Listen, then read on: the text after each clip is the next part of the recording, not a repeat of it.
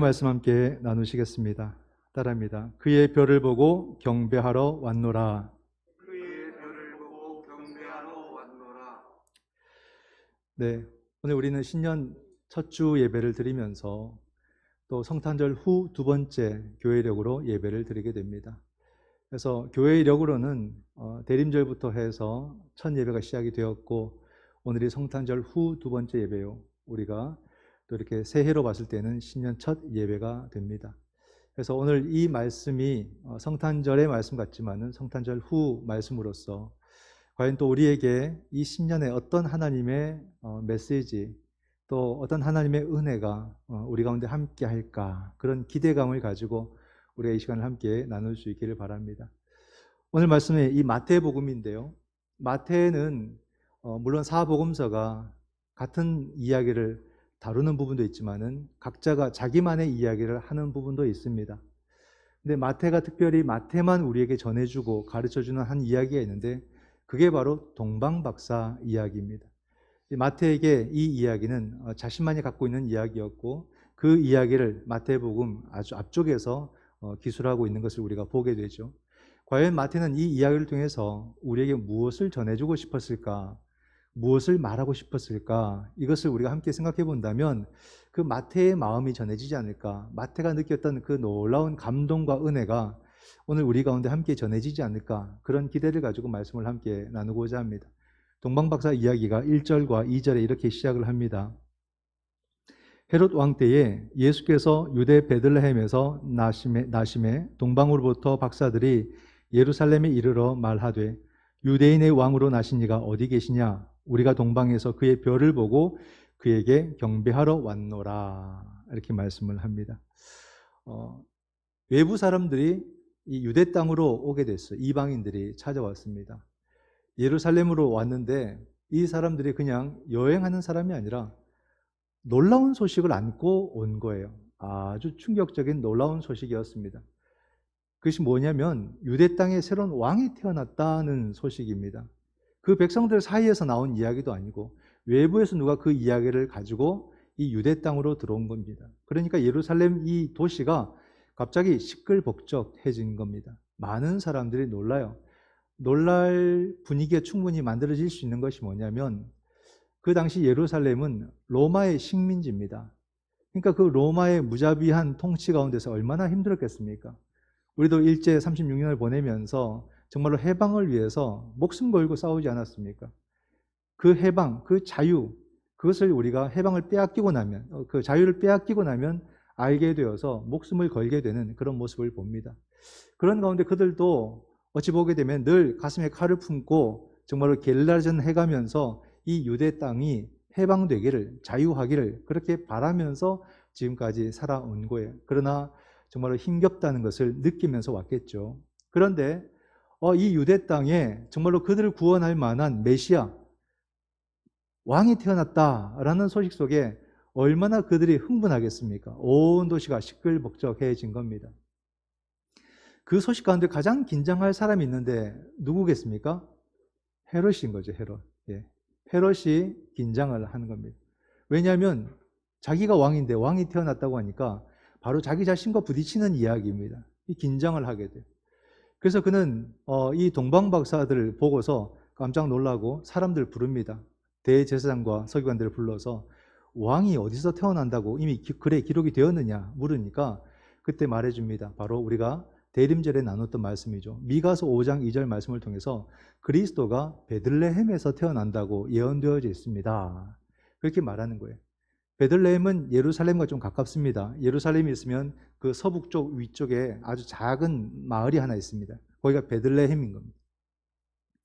그 베들레헴에서 아이가 태어난다라고 하니까 이제는 완전히 신경이 더 곤두서게 되고 동방박사를 이렇게 부릅니다. 딱 불러가지고 당신들이 곧 이제 아기를 찾게 될 텐데 아기를 찾게 되면은 나중에 나에게 다시 알려주시오. 나도 가서 그 왕에게 경배를 하고 싶소. 이렇게 이야기합니다. 그것은 사실 헤롯의 마음이 아니죠. 그는 소리 소문 없이 아기를 없애버릴 마음에 동방박사들에게 아기가 있는 곳을 알려달라. 그렇게 이야기를 했던 겁니다. 근데 이 동방박사들은 또 메시지를 받고서는 아기를 보고서 헤롯에게 가지 않고 다른 길로 본국으로 가게 되었다라고 성경은 말을 하거든요. 그런 가운데 이 헤롯은 정말로 그 아기를 없애려고 했다가 그 기회를 놓치고 마는 것입니다. 여러분 성경에도 보게 되면요, 이 동방 박사들을 관주에서 점성가라 이렇게 밑에 표시가 되어 있습니다. 주 1번 해가지고 점성가 이렇게 나와 있어요, 성경에. 이 동방 박사들은 점성가, 지금으로 말하면은 뭐 천체를 연구하는, 그죠? 천문학자 또는 과학자, 그렇게 말할 수가 있습니다. 물론 지금은 전혀 다른 이해로서 우리가 알고 있지만 그 당시에는 과학이 없으니까 그들이 천문을 통해서 어떤 시대의 흐름 또는 시대의 계시를 발견하는 것입니다. 그런 일들을 해 나갔던 거죠. 굉장히 똑똑한 사람들이었습니다. 하지만 그 일을 한다는 것은 쉽지 않아요. 왜냐하면 열심히 일을 해서 돈을 벌고 일상을 살아가고 수고하고 땀 흘리고 해야 되는데 늘 하늘의 별만 바라보고 있으니까 사람들이 볼 때는 또 그것이 일상적이지 않고 평범하지 않기 때문에 늘 판단의 대상이 되고 비판을 받게 되는 것입니다. 왜 인생을 저렇게 살까? 왜 저렇게 게으르게 살까? 왜 저렇게 다르게 살까? 그런 말들을 한평생 듣지 않았겠습니까? 그러나 그들은 하늘의 별을 바라보면서 더욱더 하늘의 계시, 또 이 시대의 삶의 의미를 해내고 있는 거죠. 기다리는 겁니다. 근데 그것이 쉽지 않은 것은 하루 이틀 만에 되는 문제가 아니거든요. 한 해, 두 해 만에 되는 문제가 아닙니다. 그 계시가 주어질 때까지 끊임없이 하늘을 바라보면서 그 시간을 기다려야 되는 일이기 때문에 참으로 힘겨운 일이다, 이렇게 말할 수가 있어요. 하지만 그 일이 의미가 없을까? 그 일은 소용이 없는 일일까? 그렇게는 우리가 쉽게 말할 수는 없을 것 같습니다. 우리가 새해가 되었는데요, 며칠 전 성탄절 때 어떤 아주 뭔가 주목을 끄는 일이 있었어요. 미국 나사에서 우주선을 발사했거든요, 성탄절에. 그게 아리안 5호입니다. 아리안 5호를 발사했는데 그 안에 뭐가 탑재되어 있었냐면 제임스 웹이라고 하는 우주 망원경이 그 우주선 안에 있었어요. 그 제임스 웹이 가격이 얼마냐면요, 11조 원입니다. 아주 오랜 기간 만들었고 지금 허블 망원경을 대체할 그런 망원경으로 만들었고요. 그것을 성탄절 때 쏘아 올리는 거예요. 이것은 이 망원경 성능은요, 허블보다는 100배나 더 뛰어난 성능을 갖고 있다라고 평가를 합니다. 그렇게 해서 쏘아 보내는데 어디까지 가게 되냐면 이 지구에서 150만 킬로 날아갑니다. 150만 킬로. 지금도 계속 가고 있겠죠, 그죠? 대기권 밖에서 이제 나와서 이제 이 망원경이 계속해서 150만 킬로를 가는 겁니다. 그 150만 킬로를 가면 어디가 나오냐면 라그랑 지점이 나옵니다. 우주 공간에 라그랑 지점. 그 지점으로 이걸 보내는 거예요. 왜 그리 보내냐면 그곳이 어떤 곳이냐면 지구와 태양 사이에 그 이 중력이 평행되는 중립지역, 평행선을 이루는 그곳으로 보내는 겁니다. 참 이 과학자들은 놀라운 것 같습니다. 그런 지역을 찾아내고 그런 지역으로 또 이렇게 망원경을 보낸다는 것은 참 대단한 것 같아요. 그래서 그곳에 가서 가장 잘 관측할 수 있는 위치라고 판단을 한 거죠.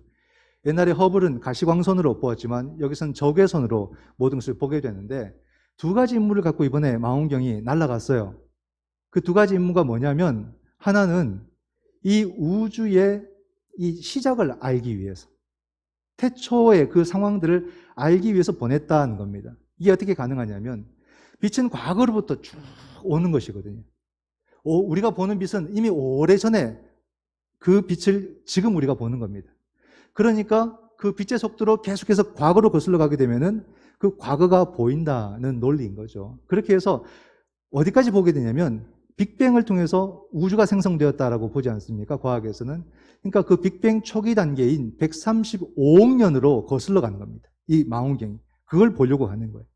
참 그런 시도 자체가 놀랍다는 생각이 들어서 저도 아주 호감을 갖고 봤습니다.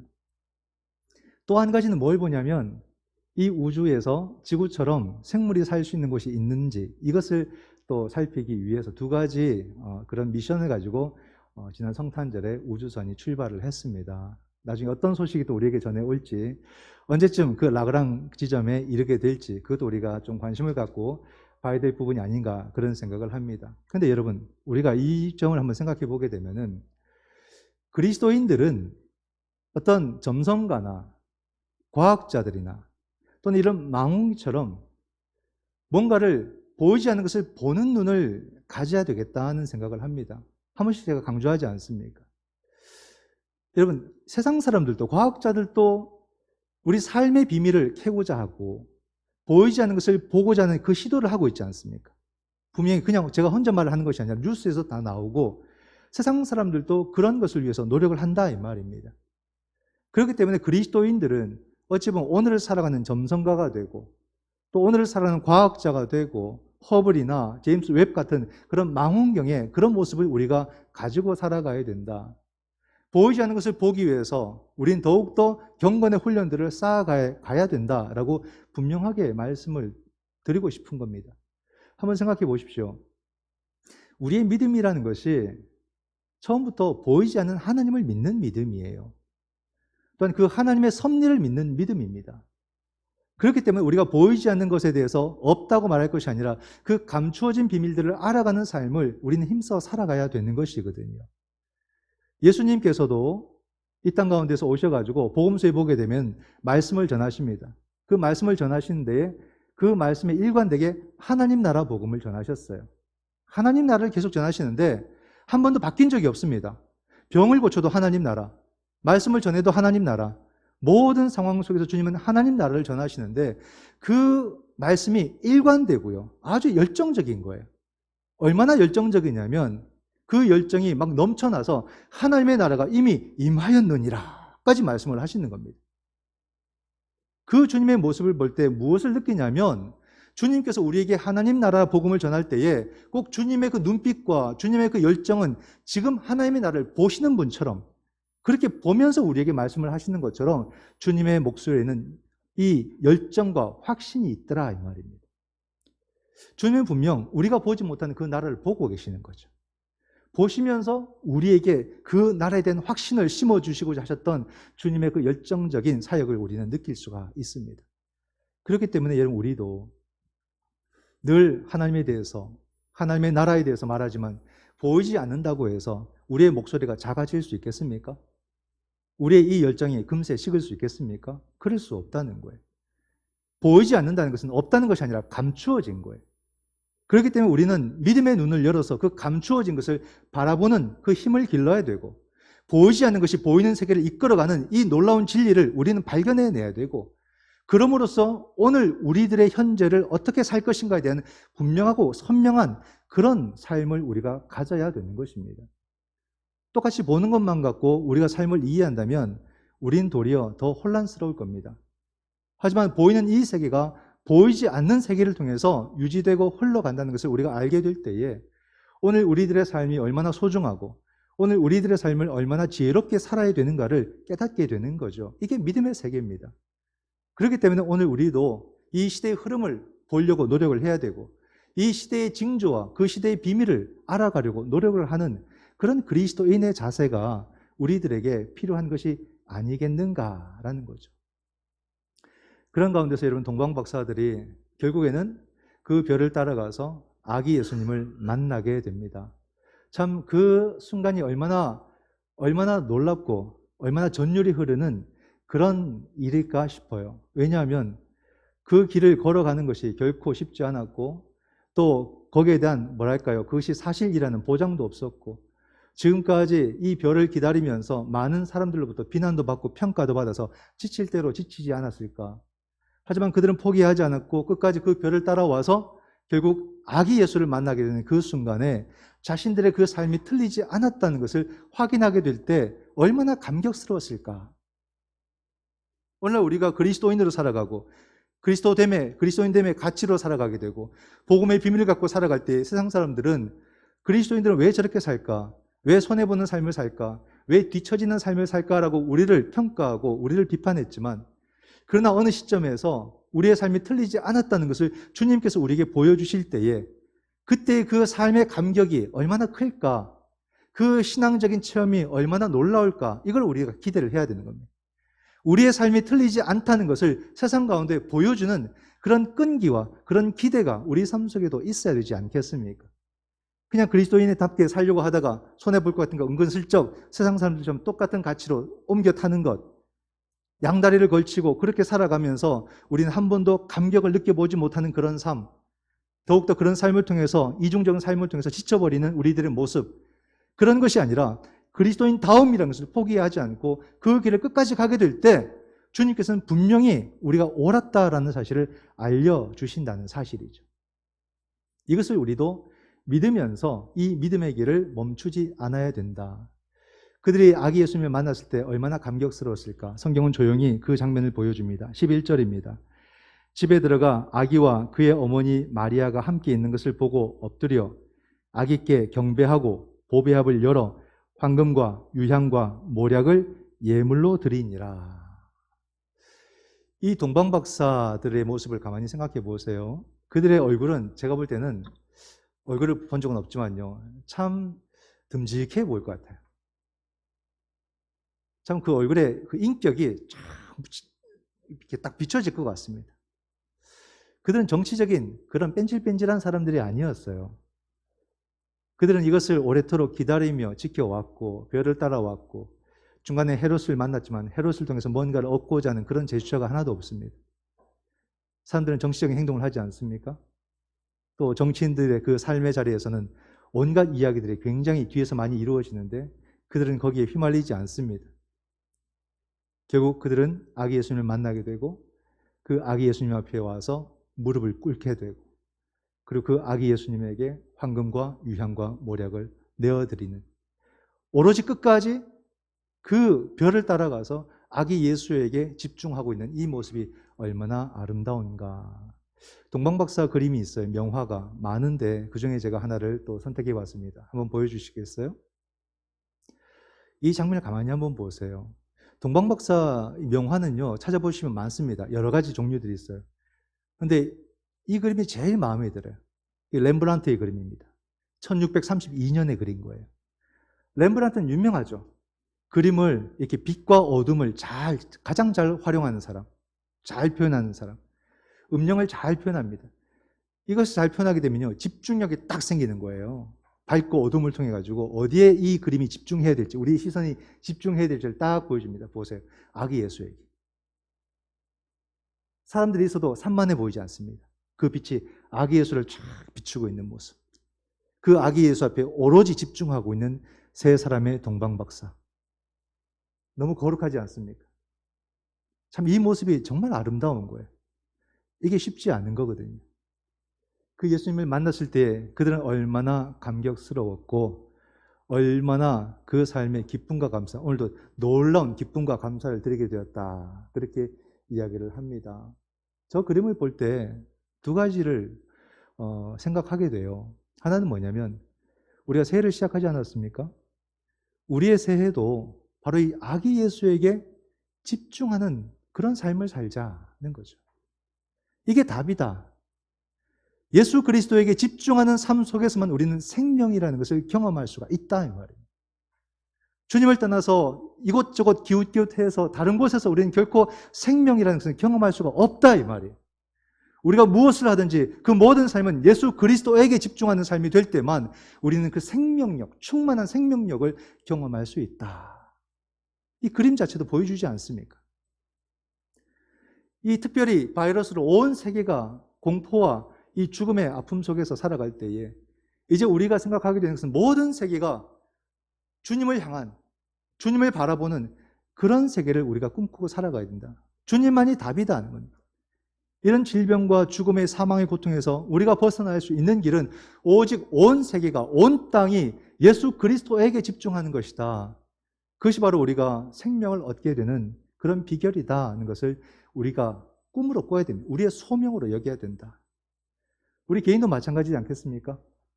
우리 한평생의 삶이 하나님의 나라를 희망하는 그런 삶을 살아가고 우리 한 주간 한 주간의 삶이 주의 성전을 향하는 그런 삶을 살고 우리 하루하루의 삶이 주의 말씀을 향해 나아가는 그런 삶을 살아갈 때 그 사람이 바로 주님의 다스림, 주님의 도우심을 받지 않겠느냐 하는 것.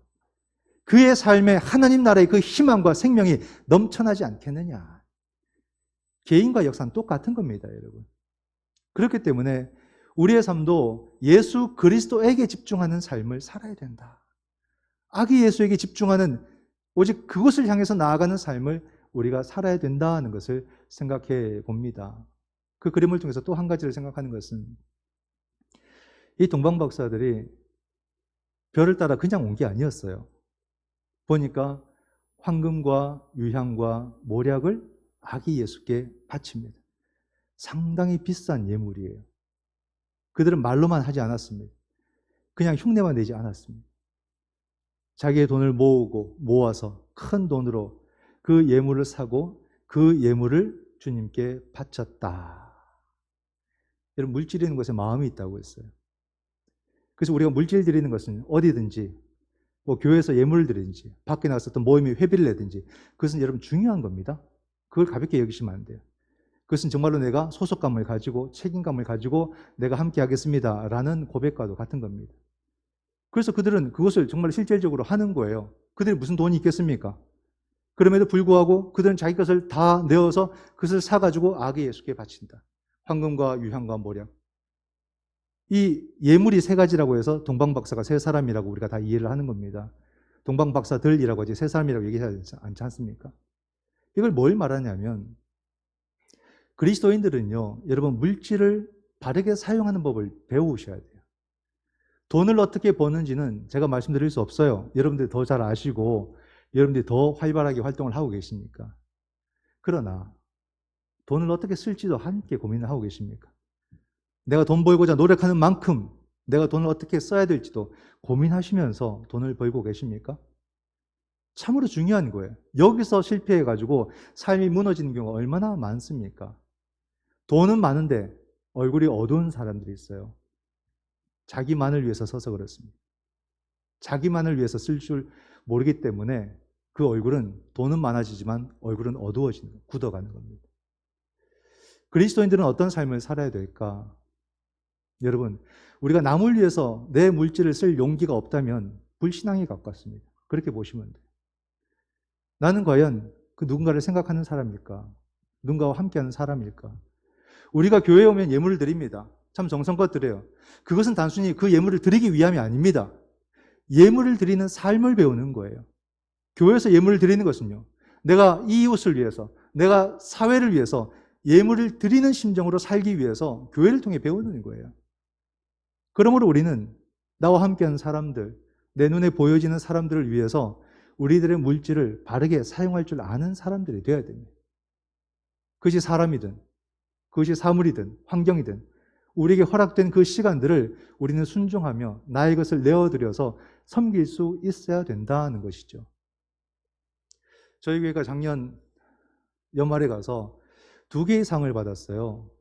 참 감사한 일이지만 뭐 상 받으면서 사진 찍는 것이 전 참 어색해가지고 안 가고 싶은데 무조건 와야 된다고 해서 갔었습니다. 하나는 도지사상이고요. 또 하나는 우리 동네 상을 받았습니다. 2개 다 근데 너무 의미가 있어서 제가 감사히 받았습니다. 도지사상은 뭐냐면 나눔을 확산한 교회라는 겁니다. 나눔의 정신. 한번 나누고 만 게 아니라 이 지역에 나눔을 확산하는 영향력을 끼친 교회다. 그런 상을 받았어요. 너무 뜻깊고 의미가 있어서 감사했습니다. 근데 그러고 난 뒤에 바로 연말에 와서 우리 동네상을 받았어요. 흥선동에서 착한 교회. 우리 동네 착한 교회라고. 저는 그 상이 너무 와닿는 거예요. 이 동네가 우리를 이웃으로 받아들이는 거예요. 이 동네가 우리를 형제 자매로 받아들이고 생각한다 이 말입니다. 사실 우리가 한 건 큰 게 아니에요, 여러분. 작은 것들을 했어요. 사각지대에 있는 그 아이들이 학교 진학하게 되면 그 아이들에게 장학금 주는 것을 이게 끊기게 됐을 때 우리 교회가 참여하게 됐고 그것을 우리가 맡아서 예산을 지원하게 되었어요. 너무너무 감동하는 거예요. 큰 예산도 아닌데도 불구하고. 너무너무 좋아하는 거예요. 이것을 그만두게 되었다가 다시 하게 되니까 너무 좋은 거예요. 그리고 또 뉴스에만 봤던 집안에 온통 쓰레기 산더미처럼 쌓아진 그 집에 가서 또 한나절 쓰레기를 또 정리를 하고 버렸습니다. 겨울인데 땀이 막 나더라고요. 그런데 바퀴벌레가 너무 많은 거예요. 수천 마리. 제 평생에 그만큼 본 적이 없습니다. 평생에 본 것보다 더 많은 걸 봤죠. 근데 여러분 그 집에 엄마와 어린 2 딸과 아들이 사는 거예요. 그 환경 자체가 폭력인 거죠. 아동 폭력이 되는 거예요. 그걸 다 한나절 비우고 그 바퀴벌레를 다 해결할 방법이 없어요. 다 거실에 작은 방에 그거 다 비우고 나니까 바퀴벌레들이 막 죽이는데도 안방으로 막 이불로 옷으로 막 다 들어가 버리는 거예요. 이건 무조건 버려야 된다. 아무리 소독해도 안 된다. 우선은 방을 다 청소하고 냉장고가 썩어버린 거예요. 세탁기는 멈춘 지 오래됐고 도무지 이 아이들을 어떻게 키우나 돌아오면서도 너무 찝찝해서 이걸 어떻게 해야 되나 고민을 했습니다.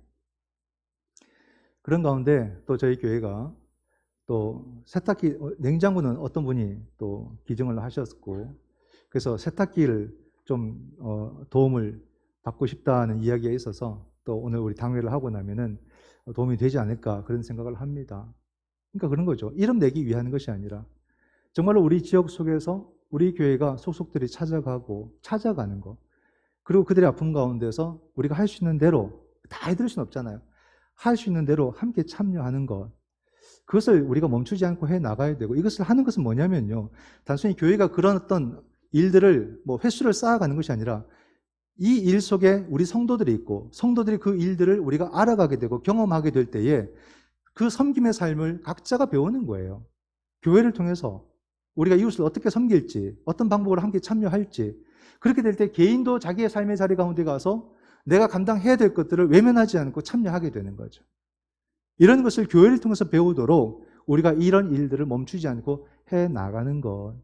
그럴 때 성도들도 그 삶의 자리가 그리스도인답게 섬길 수 있고 그리스도인답게 베풀 수 있는 그런 모습을 우리가 가질 때 비로소 진정한 섬김이 되는 것이다.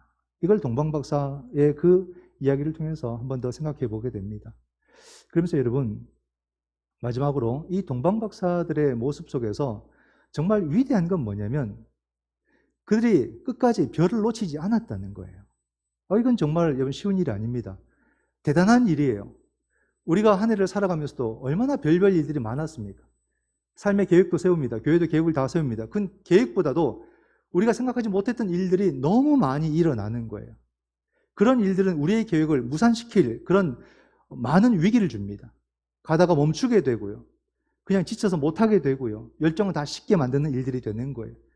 우리 일상도 마찬가지입니다. 많은 일들이 우리를 지치게 만드는 거예요. 마음이 한번 괴로워 보세요. 별 쫓아가고 싶은지. 마음이 답답해 보세요. 우울해 보세요. 별 쫓아가고 싶은지. 그런 마음 안 생깁니다. 열정은 하루 이틀 만에 다 사라지게 만듭니다. 몸 한번 아파 보세요. 별 따라갈 힘이 있는지. 안 된다 이 말입니다. 그러나 그들은 해냈다 이 말이에요. 끝까지 그 별을 놓치지 않고 끝까지 그 별을 따라가서 결국에는 그 시대의 징조를 만났다 이 말입니다. 그렇게 볼 때 우리도 여러분 이 새해를 하나님 신앙을 놓치지 말자. 다시 한 번 더 우리가 확인하고 싶습니다. 우리 하나님 신앙 그걸 놓치지 말자. 그 신앙 따라가는 거 놓치지 말고 우리 주 예수 그리스도에게 집중하는 그 집중력을 놓치지 말자. 그죠? 많은 유혹거리가 우리를 바라보더라도 유혹하더라도 그럼에도 흔들리지 않고 예수 그리스도 아기 예수에게 집중하는 우리의 삶을 놓치지 말자. 성령께서 주시는 그 감동 놓치지 말자. 그 감동이 얼마나 귀합니까? 아무 때나 주십니까? 그 감동이 있을 때에 그것을 모른 채 하지 말고 놓치지 말자. 그리고 이 길에 여러분 진리에는 열정이 있어야 되는데 그 열정을 놓치지 말자. 이것이 얼마나 우리에게 중요할까요? 우리가 왜 사랑하고 사는지, 왜 결혼하는지, 왜 자식을 낳는지, 왜 그 자식을 위해서 그토록 헌신하고 섬기는지, 또 왜 이 모든 것을 위해서 그토록 땀 흘려가며 돈을 버는지, 그 모든 것은 여러분 다양한 일들이 되겠지만 단 한 가지의 목적을 가집니다. 주를 따르기 위해. 내가 사랑하는 것도, 내가 자식과 함께 살아가는 것도, 내가 땀 흘리며 살아가는 것도 그 모든 것은 주를 따르기 위해. 우리 각자가 다 다른 사람들이 모였지만 그 다양성은 참으로 많고 아름답지만 그 모든 것은 단 하나로 모이기 때문에 공동체가 되는 거예요. 그 하나가 뭡니까? 우리 모두가 함께 주를 따라가는 겁니다. 이것을 우리는 놓치지 말아야 된다. 2022년이 또 이렇게 시작이 됩니다. 여러분, 이 한 해도 우리가 믿음의 별을 끝까지 따라갈 수 있기를 원합니다. 이 믿음의 걸음, 이 믿음의 길을 한 사람도 놓치지 않기를 원합니다. 그럴 때 여러분, 그럴 때 비로소 여러분들은 정말로 이 별처럼 반짝반짝 빛나는 사람들이 될 것이고 여러분 스스로에게도 내 삶이 밤하늘의 별처럼 선명하게 보일 것입니다. 삶이 답답한 것이 아니라 선명하게 보일 때에 우리 하나님을 따라 사는 것이 얼마나 복된 삶인가를 알게 될 것이고 그런 삶을 포기하지 않게 될 줄 믿습니다. 올 한 해도 믿음을 따라가는 삶, 그러므로 여러분 삶 속에 반짝반짝 빛나는 기쁨과 전율이 넘치는 은혜의 시간이 함께 하시기를 주님의 이름으로 축원드립니다. 기도하겠습니다.